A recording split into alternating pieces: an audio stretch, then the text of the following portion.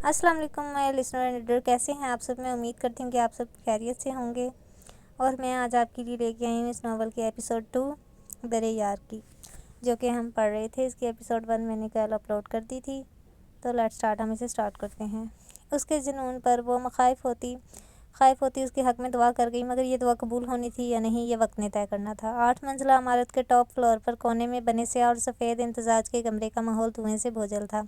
Glass वाल के सामने खड़ा वो स्याह जीन्स शर्ट में आम हुलिये में भी माहौल पर छाया हुआ था। लबों में सिगरेट दबाए, गहरी बुरी आंखों में सोच की परछाइयाँ लिए, पेशानी पर बिखरे बाल और पीछे बनी पोनी, एक हाथ ग्लास वाल पर टकाए वो किसी गहरी सोच में गुम था। आंखों में मौजूद सुर्ख डोरे बेख्वाबी के गवाह थे। खौफ से लरजते होंठ, सांसों की तेज़ी से गर्दन में होती हलचल और शहर के पास चमकता तिल, हर बार की तरह आज भी उसके वजूद में बेचैनियाँ भर गया। इस बेचैनी में उसने जलता सिगरेट मुट्ठी में दबोच लिया। हाथ में होती जलन से वो यकसर बेपरवाह था कि ये जलन उसके आग के सामने कुछ न थी जो उसके सीने में भड़क रही थी।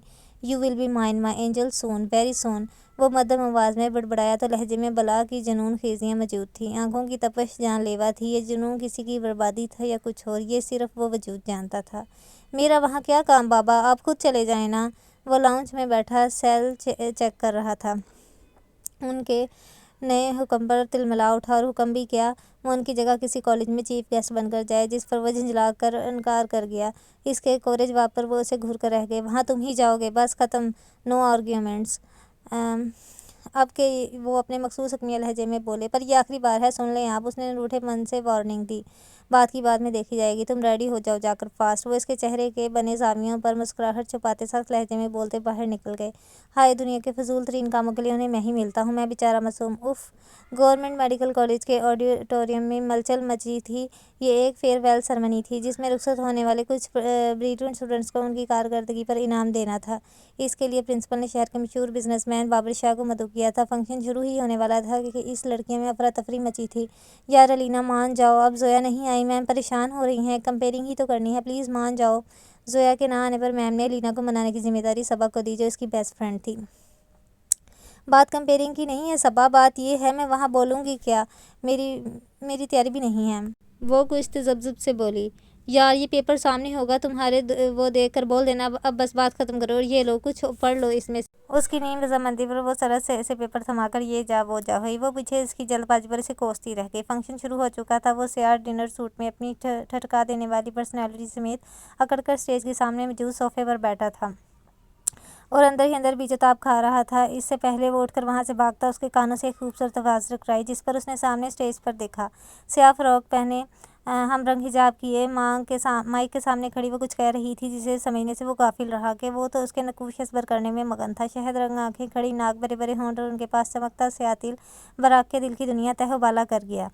अपनी सोचों में गुम, वो इसके स्टेज से हट जाने पर अनजान ही रहा। तालियों की आवाज़ पर उसने चौंक कर सामने देखा, जहाँ उसकी गैर मौजूदगी उसे परवाह वो कुछ बेचैन कर गई। काफ़ी बेचैनी से उसने पूरा फंक्शन अटेंड किया। जब प्राइज़ देने के लिए उसने उसे दावत दी तो वो खिल उठा, क्योंकि सामने स्टेज पर वो परी बेकर मौजूद थी। नज़रें उस पर जमाए सरहद से उठते वो अपनी मगरूर चाल चलता स्टेज की तरफ बढ़ा। एक लम्हे के लिए भी उसकी नज़र उस पर से ना हटी, जिस पर रीना का चेहरा सुर्ख पड़ गया। वो इनामात लेकर अंदर हॉल की तरफ बढ़ गई थी। वो इसके पीछे जाना चाहता था, मगर प्रिंसिपल की बात सुनने के लिए रुक गया। जब गुफ्तगू तवेल होने लगी तो ज़रूरी फ़ोन कॉल का कहकर अंदर बढ़ा, जहाँ वो उसे अपनी दोस्त से लड़ती नजर आई। तुम मुझे थोड़ी देर और रुकने का कह रही हो? अगर मैं और रुकती ना तो इस चीफ गेस्ट का मुंह तोड़ाती। ढीठ कैसे सबके सामने घूर रहा था। वो इश्ताल में मध्यम आवाज़ में चीखी थी। इसकी बात सुनकर बराक ने बेसाख्ता अबरू उठाए। इससे पहले सबा कोई जवाब देती, उसकी नज़र सामने उठी, जहाँ बराक खड़ा था। उसकी मौजूदगी पर उसने आंखों से लीना को खफीफ सा इशारा दिया, जिसे समझती वो मुड़ी थी। इसके यूं अपनी तरफ टिकटिकी बांध कर देखने पर उसने सवालिया अंदाज में अबरू उचकाया और उसे देखकर मुस्कुराता बराक गड़बड़ाकर सीधा हुआ था। वो दरअसल मैं यहाँ आपसे कुछ बात करने आया था कि आप 2 मिनट मेरी बात सुन सकती हैं। उसे संजीदगी से बात का आगाज़ किया। वो मैं बात दरअसल ये है कि आपका नाम क्या है। इसके इतने ठंडे अंदाज पर वो अपनी बात भूलने लगा और एक बेतुका सवाल किया, क्यों, आप नादरा से ताल्लुक़ रखते हैं जो मेरा नाम जानना आपके लिए ज़रूरी है? मेरा नाम बराक शाह है, मैं कोयटा का रहने वाला हूँ और यहाँ अपने बाबा की जगह आया था। रही बात आपको देखने की, तो इसकी सीधी वजह यह है कि आप मुझे पहली नज़र में अच्छी लगी हैं और शायद मुझे मोहब्बत हो गई है। और एक गहरा सांस लेते उसके दिल को फोकस में रखकर वो अपनी रवानी से बोलता चला गया। علینا کی آنکھیں صدمے سے کھل گئیں، وہ غصے سے اپنی مٹھیاں بھینچ گئی۔ ہو گیا آپ کا؟ پہلی بات، مجھے آپ میں کوئی انٹرسٹ نہیں ہے، اور دوسری بات، محبت آپ جیسے امیر زادوں کو ہر دوسری لڑکی سے ہو جاتی ہے۔ میں آپ کی ٹائپ کی نہیں، اور ہماری کلاس میں بہت فرق ہے۔ اور اپنی محبت کو جیب میں رکھ کر اپنا راستہ ناپ لیے پلیز۔ Now excuse me. سخت طیش میں وہ اس کی اچھی خاصی طبیعت صاف کر کے صبا کے ساتھ مڑ گئی، جبکہ پیچھے وہ اس کی باتوں کو سوچتا صدمے سے کھڑا رہ گیا۔ یار کتنی دیر ہو گئی ہے؟ اس نے کیا امریکہ سے ڈانس کے لیے آنا تھا؟ انہیں یہاں آنے کا کافی دیر ہوئی تھی، مگر رقص شروع نہیں ہوا تھا۔ آتی جاتی عورتوں کے بے باک معنی خیز اشارے بوبی کا فشار خون بڑھا رہے تھے، اس لیے وہ پاس بیٹھے دانش سے بولا، جو پوری طرح ماحول کو انجوائے کر رہا تھا، ہو جائے گا شروع، اور تو تھوڑا صبر نہیں کر سکتا؟ خاص چیزوں میں وقت لگتا ہے، اس لیے منہ بند کر کے بیٹھ۔ اس کے بازار لہجے پر دانی نے اسے گھر کا تھا جھڑکا تھا شاید۔ اچانک ہال کی لائٹیں مدھم ہو گئیں اور بہت سی لڑکیاں سج کر چلتی ہال کے فرش پر آ کر بیٹھ گئی، اور پھر وہ اپسرا بھی سرخ جوڑے میں ملبوس ان کے درمیان آ کر بیٹھ گئی۔ اس نے گھونگھٹ اوڑھ رکھا تھا اور صرف ہاتھ اور پاؤں نظر آتے تھے۔ پھر اس نے اپنا گھونگھٹ ہٹایا اور وہ سب بیزاری سے دیکھ رہا تھا۔ اس کا چاند چہرہ دیکھ کر ساکت ہو گیا، آنکھیں اس کے چہرے کا طواف کر رہی تھیں۔ وہ اپنے 2 بچوں کو سوچتے اس نے نظر ہٹانی چاہی، پر اب یہ ناممکن تھا۔ دفتن زونی کی نظر اس پر پڑی، جس پر اب تک کشمکش میں گھڑا بوبی پوری طرح ہار گیا، پوری طرح ان سیاہ نین کٹوروں میں ڈوب گیا جس سے نکلنے میں اسے صدیاں لگنی تھیں۔ اوئے اٹھ، ختم ہو گیا سب۔ کب سے بے چین تھا کہ کب واپس چلیں، تو اب کیوں جم کر بیٹھا ہے؟ وہ دل و دماغ کی جنگ میں اتنا محو تھا کہ سب ختم ہوا ہے، اسے پتہ ہی نہ چلا۔ جیڈی کے بلانے پر وہ چونک کر حواسوں میں آیا، سامنے دیکھا جہاں سب تھیں پر وہ نہیں تھی، ادھر ادھر دیکھا پر بے سود۔ اپنی بات پر ہونکوں کی طرح اس سے ادھر ادھر نظر دوڑاتے دیکھ دونوں حیران تھے۔ کسے ڈھونڈ رہا ہے بوبی؟ بول نا یار، کیا دیکھ رہا ہے؟ اب کے دانش بھی فکرمندی سے گویا ہوا۔ کچھ نہیں، چلو چلتے ہیں، مجھے گھٹن ہو رہی ہے، وہ عجیب سے لہجے میں کہتا ان کے کچھ کہنے سے پہلے باہر نکل گیا، اور وہ دونوں اس کے عجیب و غریب رویے پر حیران پریشان اس کے پیچھے باہر نکلے تھے۔ اور بھئی برخوردار آ گئے، کچھ ہوا کیا؟ کسی نے سالم نگلا نہیں۔ وہ واپس آ کر لاؤنج میں ہی صوفے پر نیم دراز اس کے خیالوں میں گم تھا کہ بابر صاحب کی بات سن کر دان پیستا سیدھا ہوا۔ اسے اس لڑکی کے ساتھ بابا پر بھی غصہ آیا جنہوں نے اسے وہاں بھیجا۔ نہ وہ وہاں جاتا، اور نہ اس کی نظر علینا پر ٹھہرتی، اور نہ وہ اس کے ہاتھوں اتنا بے عزت ہوتا۔ جی کسی نے بھی نہیں نکلا؟ آپ نے تو آرام کیا ہوگا، تلملا کر بولا، جس پر سامنے بیٹھے بابر صاحب نے ہاتھ جھٹلایا۔ ایسا ویسا؟ اچھی نیند آئی تھی؟ تم سناؤ، کیسا رہا ایکسپیرئنس؟ بہت اچھا، اتنا کہ میں بتا نہیں سکتا۔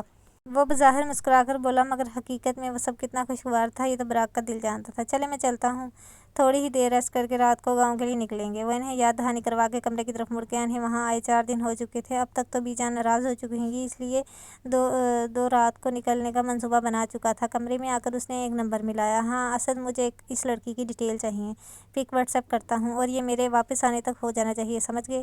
اس نے اپنے ماتحت اسد کو علینا کی انویسٹیگیشن کے لیے لگا دیا اور اسے چوری چھپے لی گئی تصویر سینڈ کی۔ تم بہت جلد میرے پاس ہوگی میری شیرنی، بہت جلد۔ وہ اس کی تصویر کو دیکھ کر خماردار لہجے میں بولا، اس کے لہجے کی شدت اس کے مضبوط ارادوں کا پتہ دے رہی تھی۔ تم آرام سے بات کا کہہ رہی ہو، میں اس بکواس پر اس کا منہ توڑ دیتی۔ واپسی پر جب صبا نے براق کی حمایت کی تو وہ بھڑک اٹھی۔ وہ کافی نرمی سے بول رہا تھا۔ کیا ہوتا اگر تم آرام سے اس کی بات سن لیتی؟ اس کے بھڑکنے پر وہ سنجیدگی سے بولی، ہاں نرمی سے بات کرتی تاکہ وہ اور چوڑا ہو جاتا۔ ہم مڈل کلاس لڑکیاں یہ سب افورڈ نہیں کر سکتی صبا۔ ان امیر زادوں کا کیا ہے، ٹیشو پیپر کی طرح استعمال کر کے پھینک دیتے ہیں۔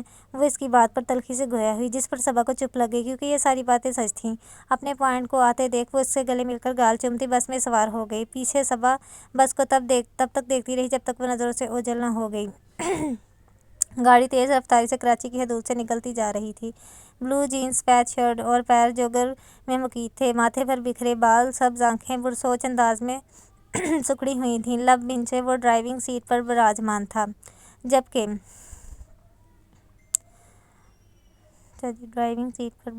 تھا، جبکہ باہر صاحب فرنٹ سیٹ پر سلگار سلگائے اپنی ہی سوچوں میں گم تھے۔ غرض یہ کہ گاڑی میں وہ نفوس کی موجودگی کے باوجود ایک عجیب سی خاموشی تھی، اور اس خاموشی کو بابر صاحب نے توڑا۔ گاڑی کچھ دیر کے لیے چھوٹی حویلی روکنا۔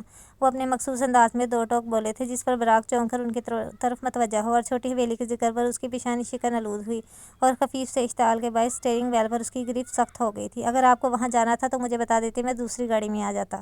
لب بھینچے وہ بڑے ضبط سے بولا تھا۔ اس سے تمہارا بھی رشتہ ہے براق، اس سے تمہاری نفرت مجھے بے چین کرتی ہے یار۔ وہ شکستہ لہجے میں گویا ہوئے، جبکہ ان کی بات پر براق کا پارا ہائی ہوا۔ میرا اس سے کوئی رشتہ نہیں ہے بابا، وہ صرف آپ کی بیٹی ہے، اور وہ ضبط ہو کر چلایا۔ اس کے اتنے بھیانک ریئیکشن پر وہ صدمے سے گنگ ہو گئے۔ اپنی ماں کی زبان مت بولو براق، اس سے نفرت کر کے تمہیں کیا ملے گا؟ وہ بہت معصوم ہے میرے بیٹے، وہ تنبیہ کرتے روحا کے حق میں گویا ہوئے، جس پر وہ طنزیہ ہنسا۔ وہ معصوم نہیں ہو سکتی بابا، آخر زنیرہ شاہ کی بیٹی ہے وہ۔ اس کے لہجے میں نفرت ہی نفرت تھی۔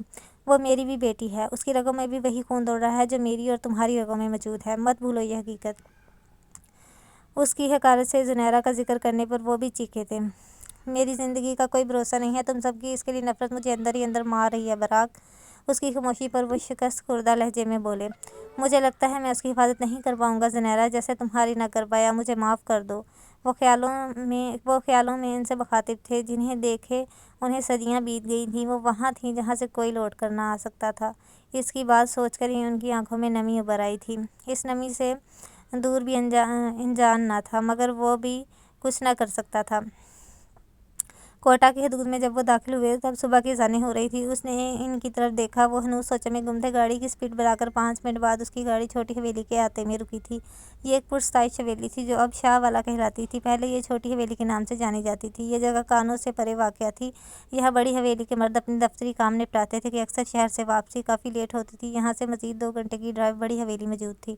اب یہاں صرف بابر صاحب آتے تھے، باقی سب نے کبھی مڑ کر یہاں قدم نہ رکھا تھا۔ وہ عبران یہاں کی نسبت لمبے روٹ کو ترجیح دیتے تھے اور اس سب کی بڑی وجہ وہی تھی جس سے ملنے بابا ہر ہفتے آتے تھے۔ اس کے گاڑی روکتے ہی وہ چادر جھٹک کر باہر نکلے اور اندر بڑھ گئے۔ Damn it! بے بسی سے اسٹیئرنگ وہیل پر مکہ مار کر رہ گیا۔ آہستہ سے چلتے لاؤنج میں آئے تو اماں کو صوفے پر بیٹھا ہوا پایا۔ انہیں دیکھ کر فوراً نے سلام کیا، جس کا جواب انہوں نے سر کے اشارے سے دیا۔ ناشتہ لاؤں آپ کے لیے شاہ سائیں؟ انہوں نے ناشتے کی بابت پوچھا کیونکہ صبح کے 5 بج چکے تھے۔ نہیں بوا، ناشتہ نہیں، بڑی حویلی جا کر کروں گا۔ آپ بتائیں روحا کیسی ہے؟ 2 دن پہلے اس کی طبیعت بگڑ گئی تھی، کچھ مصروفیت کی بنا پر آ نہیں پایا تھا میں۔ ناشتے سے انکار کرتے انہوں نے مدھم لہجے میں ان سے روحا کے بارے میں پوچھا۔ جی شاہ سائیں، وہ ٹھیک ہے، طبیعت سنبھل گئی تھی اس کی۔ ان کے جواب پر وہ سر ہلاتے روحا کے کمرے کی طرف بڑھ گئے جو سامنے ہی تھا۔ دروازہ کھولنے پر سامنے جہازی سائز بیڈ پر، جس کی چادر اس وقت بے شکن تھی، کمرہ براؤن تھیم سے سجا تھا اور اس وقت نفاست سے سیٹ تھا۔ انہیں بے ساختہ ماہی کا کمرہ یاد آیا جو صبح جنگ کا میدان بنا ہوتا تھا۔ کمرے میں نظر گھماتے ان کی نگاہ کھڑکی کے سامنے جائے نماز پر بیٹھی دعا کے لیے ہاتھ اٹھائے روحا پر پڑی۔ سفید دوپٹے کے ہالے میں مقید اس کا چہرہ اس وقت نم تھا، گھنی پلکیں رخساروں پر سجدہ ریز تھیں، گال آنسوؤں سے بھیگ رہے تھے اور لب بری طرح کپکپاہٹ کا شکار تھے، وجود بھی لرز رہا تھا۔ روحا! صرف اس کا نام لے سکے۔ اپنے نام کی پکار پر اس نے اپنی آنکھیں کھولیں۔ سیاہ آنکھیں سرخ اور نم تھیں۔ سیاہ آنکھوں میں موجود سرخ ڈورے دیکھ کر ان کا دل اتھاہ گہرائیوں میں گرا۔ دوسری طرف بابا کو سامنے دیکھ کر وہ سرعت سے اٹھ کر بھاگتی آ کر ان کے سینے میں سما گئی۔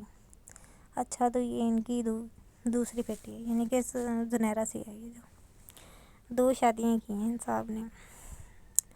اس کے گرد بازو حائل کرتے وہ اپنے سینے پر بڑھتی نمی سے انجان نہ تھے۔ اس کی کمر سہلاتے وہ اسے غائبانہ دلاسا دے رہے تھے۔ بس میری جان، فکر کی کوئی بات نہیں، میں آ گیا ہوں نا، چپ ہو جاؤ۔ شاباش! ان کی تسلی پر وہ بھی آنکھیں پوچھتی الگ ہوئی۔ ان کے چہرے کو دیکھتے اس کی آنکھیں پھر بھیگی تھیں۔ وہ بڑے ضبط سے مسکرا کر بولی، آپ بنا بتائے آئے ہیں، بتا دیتے تو میں آپ کی پسند کا ناشتہ بناتی، ہم ساتھ ناشتہ کرتے بابا۔